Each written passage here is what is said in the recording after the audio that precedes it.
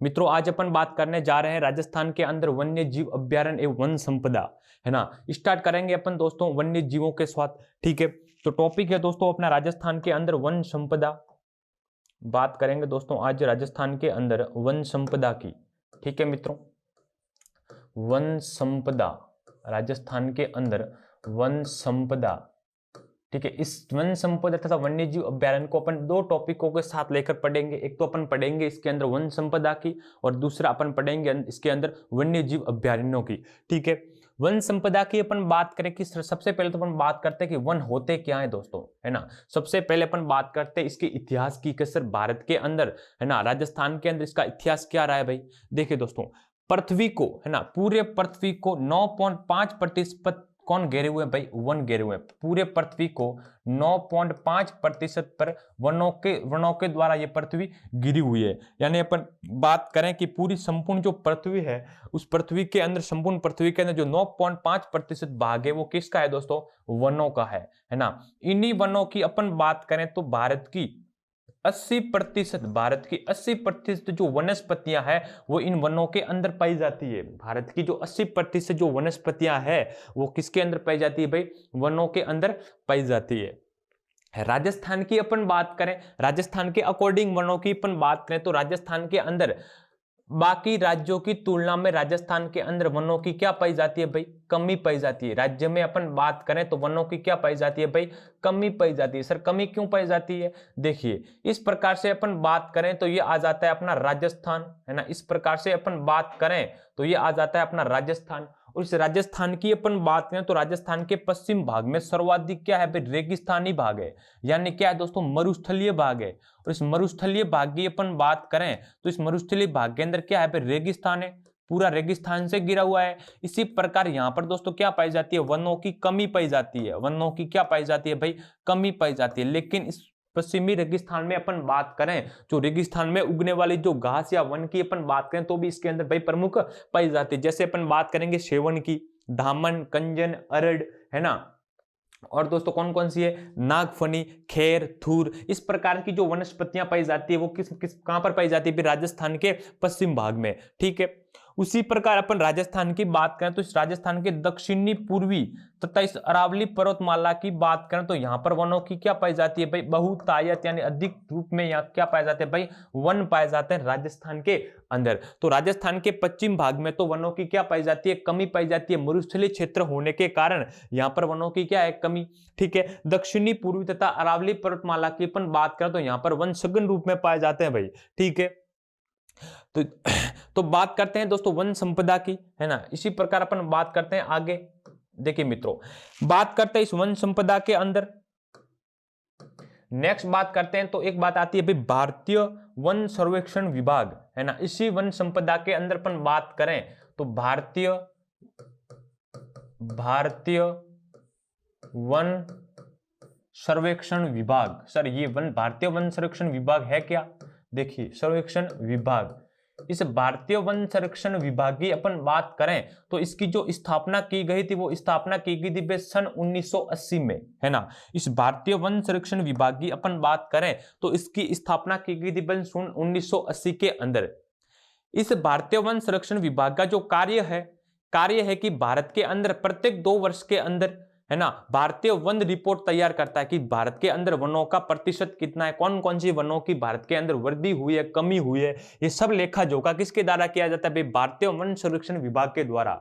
और इस भारतीय वन संरक्षण विभाग की अपन बात करें तो इसकी स्थापना 1980 में की गई थी। इसका जो हेड ऑफिस, मुख्यालय है वो है भाई देहरादून के अंदर। कहां पर है भाई, देहरादून के अंदर। प्रत्येक 2 वर्ष, है ना, द्विवार्षिक के रूप में ये भारत के अंदर प्रत्येक 2 वर्ष में ये रिपोर्ट जारी करता है भारतीय वन सर्वेक्षण की, ठीक है।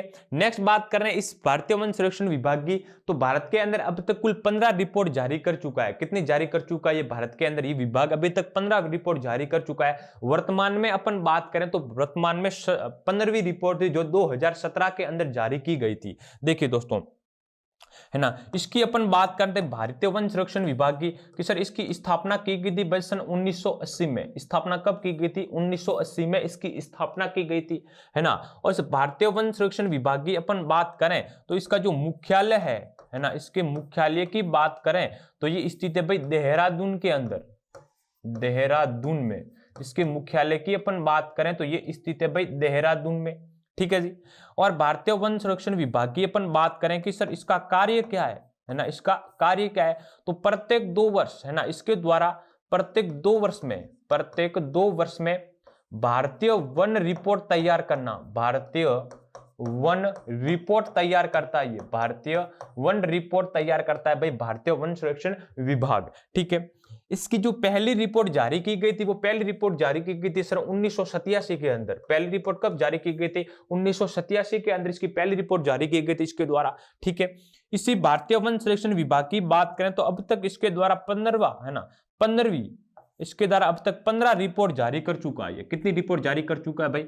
15 रिपोर्ट, भारतीय वन रिपोर्ट, ये 15 रिपोर्ट जारी कर चुका है। वर्तमान में अपन बात करें तो 15वीं रिपोर्ट थी, वर्तमान में अपन बात करें तो इसके द्वारा 15वीं वन रिपोर्ट जारी की गई थी, है ना। और 15वीं वन रिपोर्ट की अपन बात करें, है ना, 15वीं वन रिपोर्ट की अपन बात करें तो ये 2017 में जारी की गई थी। कब की जारी की गई थी भाई? 2017 में जारी की गई थी, ठीक है। तो आपको ध्यान रखना है कि भारतीय वन संरक्षण विभाग का जो कार्य है प्रत्येक 2 वर्ष के अंदर, है ना, प्रत्येक 2 वर्ष के अंदर भारतीय वन रिपोर्ट तैयार करना, प्रत्येक 2 वर्ष में भारतीय वन रिपोर्ट तैयार करना, ठीक है। मुख्यालय की अपन बात करें, बहुत बार एग्जाम में पूछा गया प्रश्न है भाई भारतीय वन संरक्षण विभाग का मुख्यालय कहाँ है? ये देहरादून के अंदर है। स्थापना पूछे तो 1980 में इसकी स्थापना की गई थी, है ना। इसके द्वारा कुल 15 रिपोर्ट जारी कर चुका है ये, ठीक है। वर्तमान में अपन बात करें, नवीनतम रिपोर्ट की अपन बात करें तो 2017 में जारी की गई। अब वापस ये करने वाला है 2020-21 के अंदर, ठीक है। ये होगी 16वीं वन रिपोर्ट, भारतीय 16वीं वन रिपोर्ट ये तैयार करेगा। उसके बाद अपन बात करें इसकी, है ना, उसके बाद भाई वन संपदा के अंदर बात करें और सर आगे क्या बात आती है? देखिए दोस्तों, आगे अपन बात करें भाई कि भारत के अंदर सर्वप्रथम जो वन नीति जारी की गई थी, है ना, भारत के अंदर सर्वप्रथम वन नीति, भारत में सर्वप्रथम वन नीति, भारत में सर्वप्रथम वन नीति, भारत में सर्वप्रथम वन नीति जारी की गई थी भाई सन 1855 के अंदर। कब जारी की गई थी भाई? सन 1855 में भारत में सर्वप्रथम वन नीति जारी की गई थी, ठीक है। किसके शासनकाल में सर? उस समय भाई अंग्रेजों का शासनकाल था, और उस समय जो वायसराय था उसका नाम था भाई लॉर्ड, है ना, लॉर्ड डलहौजी, लॉर्ड डलहौजी। इस लॉर्ड डलहौजी के शासनकाल में भारत के अंदर सर्वप्रथम वन नीति घोषित की गई थी भाई। किसके शासनकाल में? लॉर्ड डलहौजी के शासनकाल में भारत के अंदर सर्वप्रथम वन नीति घोषित की गई थी। इसी लॉर्ड डलहौजी की अपन बात करें तो इसी के शासनकाल में गोद निषेध नीति अपनाई गई थी, है ना। इसी की अपन बात करें तो इसी के शासनकाल में भारत के अंदर सर्वप्रथम 16 अप्रैल, भारत में सर्वप्रथम 16 अप्रैल सन 1853 में भारत में सर्वप्रथम रेल सेवा आरंभ की गई थी, है ना। इसी 16 अप्रैल को कौन सा दिवस मनाते हैं भाई? रेल दिवस मनाते हैं, ठीक है। आगे अपन बात करें इस वन संपदा की, तो आगे अपन वन संपदा के अंदर अपन बात करें कि भाई वन संपदा किसका विषय है ना। इस पर जो कानून बनाने का जो अधिकार होता है ना, इसका जो लेखा जोखा करता है, ठीक है, इसका जो अधिकार, कानूनों का जो अधिकार बना सकता है इस वन संपदा पर, वो कौन बना सकता है? केंद्र सरकार बना सकता है या राज्य सरकार बना सकता है या दोनों बना सकते हैं। तो देखिए दोस्तों, इसके विषय की अपन बात करें तो भारतीय संविधान के अंदर कितनी अनुसूचियां भाई? 12 अनुसूचियां हैं, है ना। और 7वीं अनुसूची की अपन बात करें तो इसके अंदर अलग अलग 3 विषय दिए गए हैं, है ना। एक तो अपन बात करें तो आती है संघ सूची। संघ सूची का मतलब होता है कि ऐसे प्रशासनिक जिसके अंदर कानून बनाने का अधिकार किसको होगा भाई? केंद्र सरकार को होगा, ठीक है। एक होती है भाई राज्य सूची, इस पर जो कानून बनाने का, इस पर जो विषय होते हैं उस कानून बनाने का जो अधिकार होता है वो किसका होता है भाई? राज्य सरकारों का होता है, ठीक है। इसके बाद आती है भाई समरवर्ती सूची, और समरवर्ती सूची का मतलब होता है कि इन दोनों के द्वारा कानून बनाया जाता है भाई समरवर्ती सूची के अंदर, ठीक है। तो अपन इस भारतीय वन संपदा की भारतीय वन संपदा की अपन बात करें तो ये विषय आता है भाई राज्य सूची का विषय, है ना। देखिए दोस्तों, पहले तो ये राज्य सूची का विषय था, है ना। पहले तो ये किसका विषय था भाई, राज्य सूची का विषय था। लेकिन दोस्तों एक संविधान संशोधन होता है, 42वां संविधान संशोधन 1976, है ना, 42वां संविधान संशोधन। इस 42वां संविधान संशोधन 1976 के तहत, इस 1976 के तहत दोस्तों इसे राज्य सूची से सीधे किस में लाया गया भाई, समरवर्ती सूची के अंदर, है ना, समरवर्ती सूची में, समरवर्ती सूची में इसे लाया गया भाई, किसे, वन संपदा को। तो आपको ध्यान रखना है कि भाई वर्तमान में अपन बात करें कि सर वन संपदा पर जो कानून बनाने का जो अधिकार रखता है वो कौन रखता है भाई, राज्य सरकार और केंद्र सरकार दोनों का हक होता है इसके ऊपर, ठीक है। और पहले ये किसके किसके अंदर था दोस्तों, राज्य सूची का विषय था। अब किसका विषय है भाई, समरवर्ती सूची का विषय ठीक है दोस्तों। नेक्स्ट बात करते हैं भाई अपन, नेक्स्ट बात करते हैं मित्रों राजस्थान के संदर्भ में, है ना। राजस्थान के संदर्भ में अपन बात करें कि राजस्थान में सर्वप्रथम जो सर्वप्रथम जो वनों पर कानून बनाने का जो अधिकार किया था वो किया था भाई जोधपुर रियासत ने, है ना। इस जोधपुर की अपन बात करें तो सन 1910 के अंदर भारतीय, है ना, राजस्थान वन नीति के ऊपर जो कानून, इनके रख रखाव का जो कानून बनाया गया था वो जोधपुर के द्वारा सन 1910 में, है ना, सन 1910 में, ठीक है। उसके बाद अपन बात करें तो सन 1935 में भाई अलवर रियासत के द्वारा इन वनों पर कानून बनाया जाता है भाई, ठीक है। अपन बात करते इस वनों के अंदर, है ना, नेक्स्ट अपन बात करते हैं भाई वनों के अंदर आती है भाई, देखिए वर्गीकरण के अंदर अपन बात करें 2017 की रिपोर्ट के अनुसार, है ना, 2017 की रिपोर्ट के अनुसार अपन बात करें तो ये थी भाई 15वीं रिपोर्ट, है ना, 15वीं वन रिपोर्ट। और इस 15वीं वन रिपोर्ट की अपन बात करें, है ना, 15वीं वन रिपोर्ट की अपन बात करें तो ये जारी की गई थी भाई सन 2017 के अंदर, है ना। इसकी बात करें तो इसके अंदर 3 प्रकार के राजस्थान के अंदर वन पाए जाते हैं भाई, 3 प्रकार के वन पाए जाते हैं राजस्थान के अंदर, है ना। उन 3 प्रकार के वनों की अपन बात करें तो एक तो पाए जाते हैं उसके अंदर अत्यंत सघन वन, है ना, अत्यंत सघन वन यानी अत्यंत घने वन पाए जाते हैं। इसका जो प्रतिशत राजस्थान के अंदर है भाई वो 78 किलोमीटर, 78 वर्ग किलोमीटर क्षेत्र पर ये पाए जाते हैं भाई अत्यंत सघन वन, है ना। दूसरे वनों में अपन बात करें तो एक आते हैं सामान्य सघन वन। और सामान्य सघन वन की अपन बात करें तो 3000, है ना, 4340 वर्ग किलोमीटर पर इसका फैलाव पाया जाता है राजस्थान के अंदर, ठीक है। तीसरे वन की प्रकार की अपन बात करें तो आते हैं भाई खुले वन। कौन से वन दोस्तों, खुले वन। उन खुले वनों की अपन बात करें तो ये पाए जाते हैं राजस्थान के अंदर 12,154 वर्ग किलोमीटर पर ये वन पाए जाते हैं भाई खुले वन, ठीक है। तो राजस्थान में सर्वाधिक वनों की अपन बात करें तो अत्यंत सघन खुले वन राजस्थान में सर्वाधिक पाए जाते हैं, सबसे कम पाए जाते हैं भाई सामान्य सघन वन, ठीक है। तो इस प्रकार के वनों का आ जाता है वर्गीकरण 2017 के 15वीं वन रिपोर्ट के अनुसार, ठीक है। नेक्स्ट अपन वर्गीकरण के अंदर बात करते हैं, तो एक वर्गीकरण आता है इसके प्रशासनिक वर्गीकरण। कौन सा वर्गीकरण मित्रों, प्रशासनिक वर्गीकरण, है ना।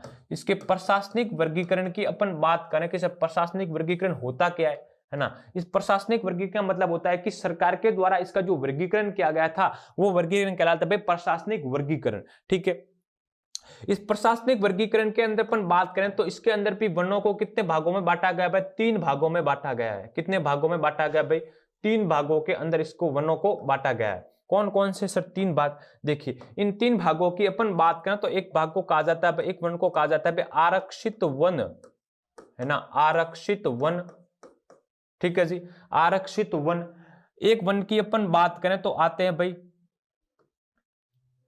संरक्षित वन, है ना। एक वन की अपन बात करें तो आ जाए संरक्षित वन, ठीक है जी।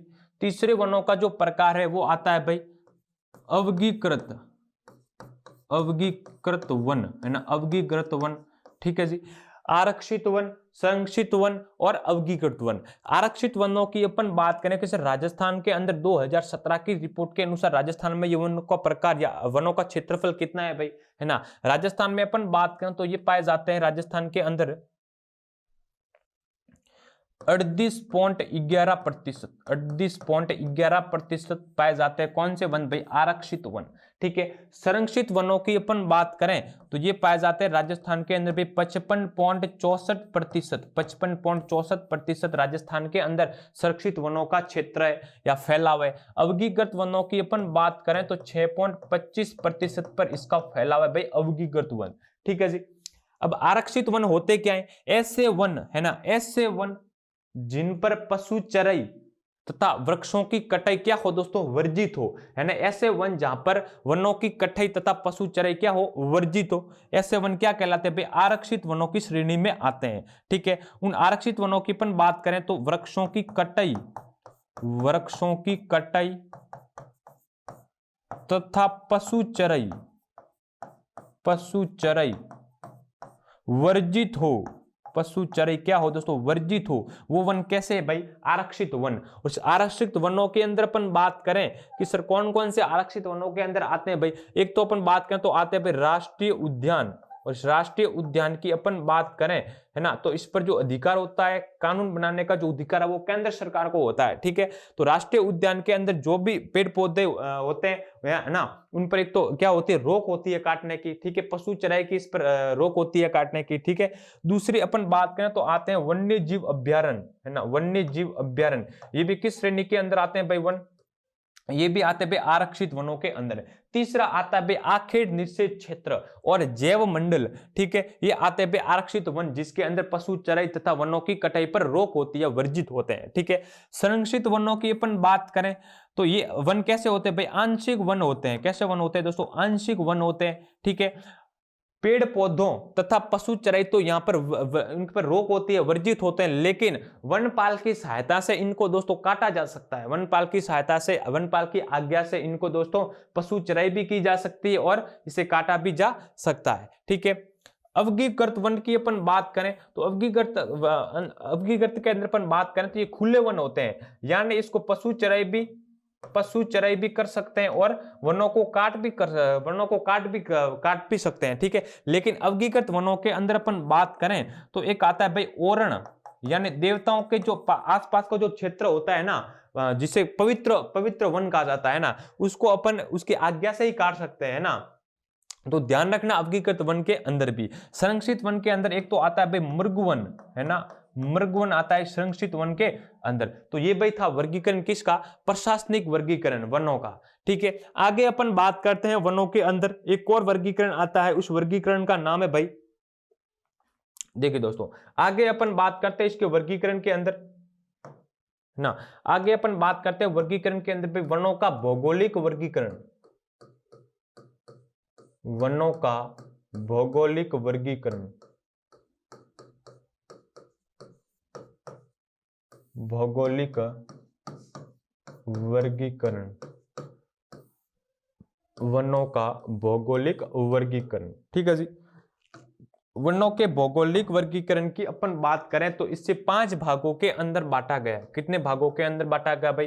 5 भागों में बांटा गया इसे, है ना, 5 भागों में बांटा गया। वनों के भौगोलिक वर्गीकरण में अपन बात करें तो इसे कितने भागों के अंदर बांटा गया सर? 5 भागों में। कौन कौन से सर वे 5 भाग? देखिए, 5 भागों की अपन बात करें तो एक तो आता है भाई शुष्क उष्ण मरुस्थलीय क्षेत्र या वन, मरुस्थलीय क्षेत्र या वन। ठीक है, शुष्क उष्ण मरुस्थलीय प्रदेश। ठीक है, दूसरे वनों के अंदर अपन बात करें, है ना, दूसरे अपन वनों के भौगोलिक वर्गीकरण के अंदर अपन बात करें तो आते हैं भाई उष्ण मानसूनी पतझड़ वन। ठीक है जी, तीसरे प्रकार की अपन बात करें तो आते हैं उसका नाम है दोस्तों मानसूनी पतझड़ वन, मानसूनी पतझड़ वन। ठीक है, तीसरे वनों के प्रकार के अंदर अपन बात करें, चौथे प्रकार के अपन बात करें तो आते हैं भाई शुष्क सागवान वन, है ना, शुष्क सागवान वन। ठीक है, तीसरे पांचवें प्रकार में अपन बात करें तो आते हैं भाई उपोष्ण सदाबहार, उपोष्ण सदाबहार वन, उपोष्ण सदाबहार वन। ये 5 प्रकार भौगोलिक वर्गीकरण के अंदर अपन बात करें तो वनों को कितने भागों में बांटा गया सर? 5 भागों में, है ना। शुष्क उष्ण मरुस्थलीय वन या क्षेत्र, ठीक है। उष्ण मानसूनी पतझड़ वन, ठीक है, मानसूनी पतझड़ वन, शुष्क सागवान वन और दोस्तों उपोष्ण सदाबहार वन, ठीक है जी। ये मानसून को यहां से काट देना, ये आते भाई मिश्रित वन। कौन से वन भाई? मिश्रित वन, ये ध्यान रखना, ठीक है भाई। मिश्रित पतझड़ वन, मिश्रित पतझड़ वन। तो अपन बात करें शुष्क सागवन की, शुष्क सागवन की अपन बात करें तो ये आता है भाई राजस्थान का क्षेत्र, है ना। इस प्रकार से आता है राजस्थान का क्षेत्र। और शुष्क उष्ण मरुस्थलीय वनों की अपन बात करें तो ये राजस्थान के पश्चिमी भाग में पाए जाते हैं, राजस्थान के पश्चिमी भाग में पाए जाते हैं। वो वन किस श्रेणी के अंदर आएंगे भाई? शुष्क उष्ण मरुस्थलीय वन, जहां पर वर्षा की जो मात्रा होती है वो 25 सेंटीमीटर वर्षा रेखा वाले क्षेत्र में जो वन पाए जाते हैं वो वन कौन से पाए जाते हैं भाई? शुष्क उष्ण मरुस्थलीय वन पाए जाते हैं, ठीक है। और इसी शुष्क उष्ण मरुस्थलीय वनों की अपन बात करें तो इसके अंदर जो प्रमुख वनस्पतियां पाई जाती है उन वनस्पतियों का नाम है नागफनी, खेर, थूर, है ना। ये इस प्रकार से वनस्पतियां पाई जाती है भाई शुष्क उष्ण मरुस्थलीय प्रदेश के अंदर। इसकी विशेषता की बात करें तो यहाँ पर जो मरुस्थल में उगने वाली वनस्पतियों को कहा जाता है भाई मरुद्भिद वनस्पतियां। क्या कहा जाता है भाई? मरुद्भिद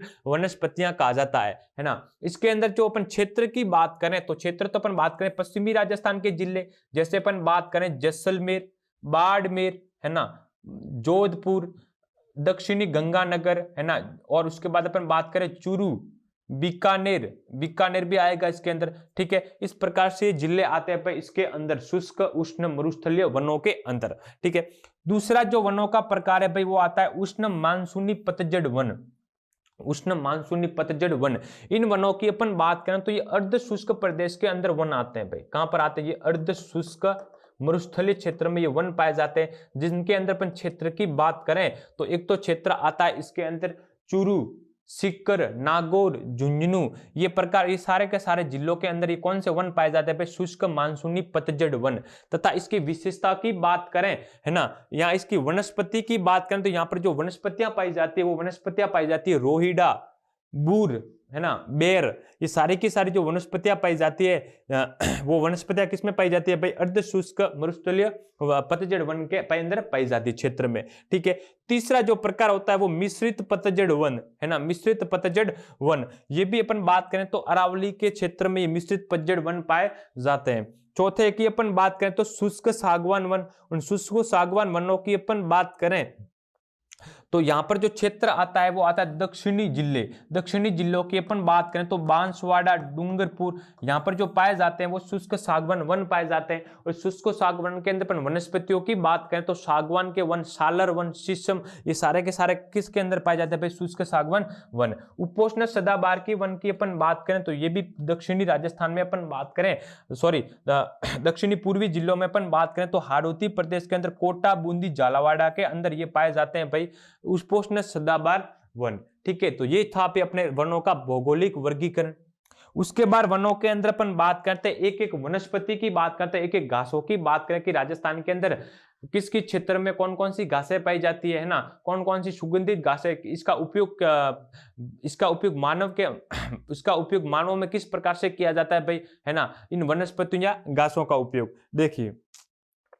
देखिए इस प्रकार से अपन घासों की बात करें या वनस्पतियों की बात करें तो ये आती है भाई संपूर्ण वनस्पतियां, ठीक है। एक आती है उस वनस्पति का नाम है भाई सेवण। कौन सी वनस्पति दोस्तों? सेवण घास, है ना, सेवण घास। इस सेवण की अपन बात करें तो इसका जो वैज्ञानिक नाम है वो है भाई लिसियुरुस सिडिकुस। इसका वैज्ञानिक नाम क्या है भाई? लिसियुरुस सिडिकुस इसका सेवण का वैज्ञानिक नाम है ना। इसी सेवण की अपन बात करें तो ये सेवण पाई जाती है भाई पश्चिमी राजस्थान में। कहां पर भाई घास पाई जाती है? ये लाठी सीरीज क्षेत्र पश्चिमी राजस्थान में ये घास पाई जाती है ना, सेवण घास। और इस सेवण घास की अपन बात करें तो पश्चिमी राजस्थान के अंदर जो गाय है, ये गाय दोस्तों इसी सेवण घास के चरने से, है ना, ये क्या देती है भाई? दूध देती है। यानी सर्वाधिक जो दूध देती है पश्चिमी राजस्थान के अंदर गाय, ठीक है, वो इसी घास के कारण देती है। ठीक है, और इसी घास की अपन बात करें तो ये पौष्टिक घास है। कैसी घास है भाई? पौष्टिक घास है, सेवण घास, है ना। ये पौष्टिक घास है, सेवण घास। इसी सेवण की अपन बात करें तो इसे स्थानीय भाषा में भाई लिलोण कहा जाता है। इसे वहां पर क्या कहा जाता है? लिलोण भी कहा जाता है। ठीक है, ये भी ध्यान रखना आप, सेवण को स्थानीय भाषा के अंदर लिलोण भी कहा जाता है। दूसरी घास की अपन बात करें तो आती है मोचिया। मोचिया घास, सर मोचिया घास है, बिल्कुल दोस्तों, ये भी एक प्रकार की क्या है दोस्तों? घास है। ठीक है, इसका जो वैज्ञानिक नाम की अपन बात करें तो साइप्रस रोडेंड्रस इसका वैज्ञानिक नाम है इस मोचिया का। ठीक है, मोचिया की अपन बात करें तो ये पाई जाती है भाई ताल छापर अभ्यारण्य के अंदर। कहां पर पाई जाती है सर? ताल छापर अभ्यारण्य में ये घास पाई जाती है, मोचिया घास। ये मुलायम घास होती है। कैसी घास होती है भाई? मुलायम घास होती है, जो ताल छापर अभ्यारण्य में पाई जाती है। काले हिरणों के लिए प्रसिद्ध अभ्यारण्य भी कौन सा? अपना ताल छापर अभ्यारण्य। ठीक है, तीसरे घास की अपन बात करें तो आती है एक महुआ, है ना, महुआ। इस महुआ की बात करें तो इसका वैज्ञानिक नाम है भाई मधुका लोंगोफोलिया। इसका वैज्ञानिक नाम क्या है सर? मधुका लोंगोफोलिया इस महुआ का वैज्ञानिक नाम है। और इसी महुआ की अपन बात करें, है ना, इसी महुआ की अपन बात करें तो दोस्तों इसे आदिवासियों का कल्पवृक्ष कहा जाता है। आदिवासियों का कल्प वृक्ष, है ना, आदिवासियों का इसे क्या कहा जाता है मित्रों? कल्प वृक्ष कहा जाता है आदिवासियों का। ठीक है, इसी महुआ की अपन बात करें, है ना, तो आदिवासियों के द्वारा इसके द्वारा क्या, इससे दोस्तों क्या निर्मित किया जाता है भाई? शराब बनाया जाता है ना। आदिवासियों के द्वारा शराब बनाया जाता है इस महुआ के पेड़ से। ठीक है, महुआ के वनस्पतियों से। और इसी महुआ की अपन बात करें तो इसकी शराब को कहा जाता है भाई मोकड़ी। जो शराब निर्मित की जाती है इस महुआ से, इस शराब को क्या कहा जाता है भाई? मोकड़ी शराब कहा जाता है। ठीक है, इसलिए इसे आदिवासियों का कल्पवृक्ष के नाम से भी जाना जाता है महुआ को। ठीक है, आगे बात करें तो इस महुआ का जो फल होता है वो फल होता है भाई डोरमा।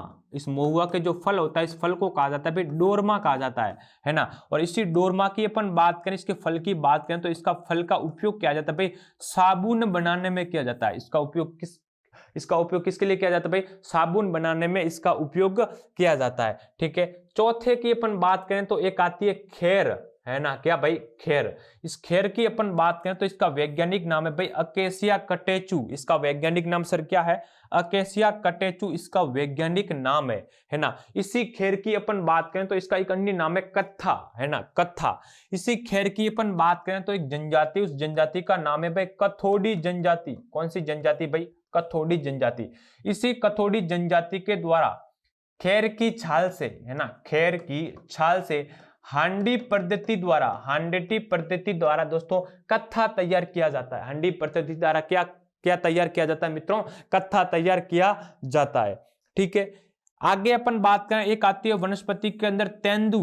क्या आती है भाई? तेंदू। तेंदू की बात करें तो तेंदू का जो उपयोग किया जाता है भाई वो बीड़ी बनाने में किया जाता है। तेंदू का जो उपयोग किया जाता है भाई वो किस में किया जाता है भाई? बीड़ी बनाने में, है ना। तेंदू की अपन बात करें तो इसका उपयोग किया जाता है भाई बीड़ी बनाने में, इसका उपयोग किया जाता है। और किस प्रकार का ये उद्योग है भाई?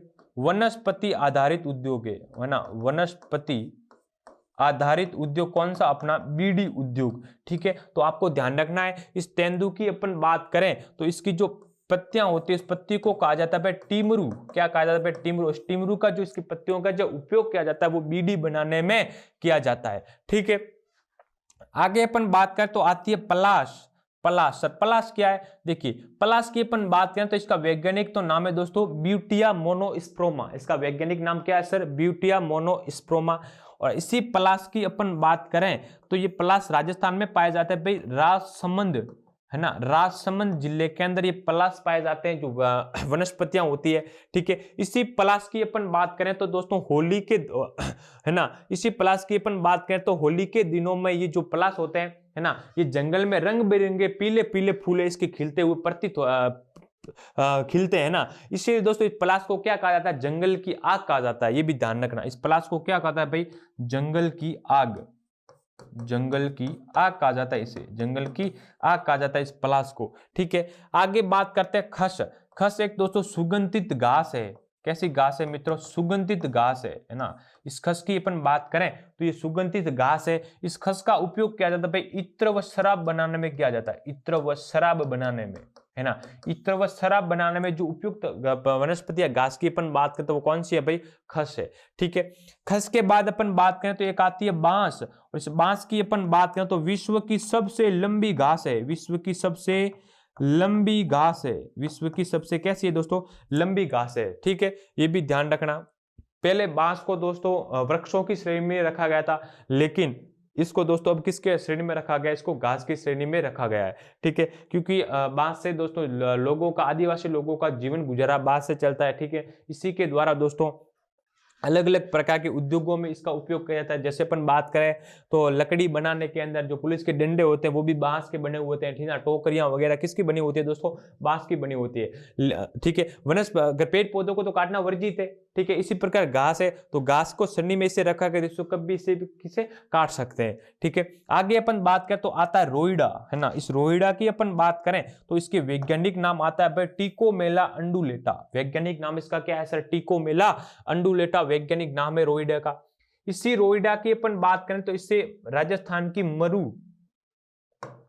राजस्थान का मरु वृक्ष के नाम से भी इसे जाना जाता है ना। मारवाड़ टीक के नाम से भी इसे जाना जाता है रोहिडा को। ठीक है, वैज्ञानिक नाम इसका टिकोमेला अंडुलेटा इसका वैज्ञानिक नाम है। ठीक है, रोहिडा की अपन बात करें तो सर्वाधिक जो पाया जाता है राजस्थान के अंदर, पश्चिमी राजस्थान में रोहिडा सर्वाधिक पाया जाता है ना। इससे राज्य पुष्प का जो दर्जा दिया था वो दिया था भाई 31 अक्टूबर सन 1983 को इसे राज्य पुष्प का दर्जा दिया गया था रोहिडा को। ठीक है, तो ये भी आपको ध्यान रखना है। इसी रोइडा का जो उपयोग किया जाता है वो बंदूक की बट बनाने में किया जाता है, रोइडा का उपयोग, है ना। इसी रोइडा की अपन बात करें तो बंदूक की बट बनाने में इसका उपयोग किया जाता है। इसी रोइडा को जो नुकसान पहुंचाता है उस कीड़े का नाम है जवेलिन कीड़ा, रेगिस्तानी चूहा जिसे कहा जाता है ना। वो इसको क्या पहुंचाता है, नुकसान पहुंचाता है, इसकी जड़ों में आकर इसको क्या करता है, खोखला करता है। ठीक है, आगे अपन बात करते हो आता है खेजड़ी, है ना। खेजड़ी की अपन बात करें तो इसका वैज्ञानिक नाम आता है भाई प्रोसेपिस सिनेरिया। खेजड़ी का वैज्ञानिक नाम क्या आता है सर, प्रोसेपिस सिनेरिया खेजड़ी का वैज्ञानिक नाम है ना। इससे दोस्तों पौराणिक भाषा में या विष्णु संप्रदाय के लोग इसे क्या कहते हैं भाई, समी के नाम से जाना जाता है ना। इसी की बात करें तो विष्णु संप्रदाय के लोग इसे किस नाम से जाना जाता है भाई, समी के नाम से जाना जाता है ना। सिंधी भाषा में इसे भाई क्या कहा जाता है, देखिए सिंधी भाषा में इसे कहा जाता है भाई जांटी ना, सॉरी पंजाबी भाषा में इसे जांटी के नाम से जाना जाता है, कन्नड़ भाषा में इसे बन्ना बन्नी के नाम से जाना जाता है ना। ठीक है, तो आपको ये सब ध्यान रखना है। ठीक है, खेजड़ी की अपन बात करें तो इसे राज्य वृक्ष का जो दर्जा दिया था वो दिया था सन 1983 में, इसे भी राज्य वृक्ष का दर्जा दिया गया था, है ना। इसी खेजड़ी की रक्षा के लिए जो बलिदान दिया था वो अमृता देवी ने दिया था, है ना, सन 1730 के अंदर। ठीक है, 363 लोग शहीद हुए थे इन खेजड़ी को बचाने के लिए। ठीक है, उस समय जोधपुर का शासक था अभय सिंह के शासनकाल में इसके मंत्री गिरिधर दास को खेजड़ी गांव के अंदर दोस्तों वृक्षों को काटने के लिए भेजा गया था। ठीक है, वहां पर दोस्तों क्या हो जाते हैं, शहीद हो जाते हैं 363 लोग इनको बचाने के लिए। ठीक है, इन्हीं की याद में दोस्तों खेजड़ी के अंदर मेला भरता है, उस मेले का नाम क्या है दोस्तों, खेजड़ी मेला, है ना। और ये भाद्रपद शुक्ल दशमी को ये मेला भरता है भाई। ठीक है, कौन सा मेला दोस्तों, खेजड़ी वृक्ष मेला। ठीक, किसकी याद में भरता है दोस्तों, अमृता देवी की याद में ये मेला भरता है। विश्व का एकमात्र वृक्ष मेला है। और एक कल्प वृक्ष मेला भी आता है, और ये कल्प वृक्ष मेले की अपन बात करें तो ये मांगलिया वास अजमेर में भरता है, हरियाली अमावस्या को ये भी मेला भरता है। ठीक है, तो ध्यान रखना है खेजड़ी के बारे में भी आपको। ये था भाई आपके वन्य जीव ये था आपके वन्य वन संपदा का। अगले चैप्टर में अपन बात करेंगे प्रमुख अभ्यारण्यों की, किस राजस्थान के अंदर प्रमुख अभ्यारण्य कौन कौन से। ठीक है।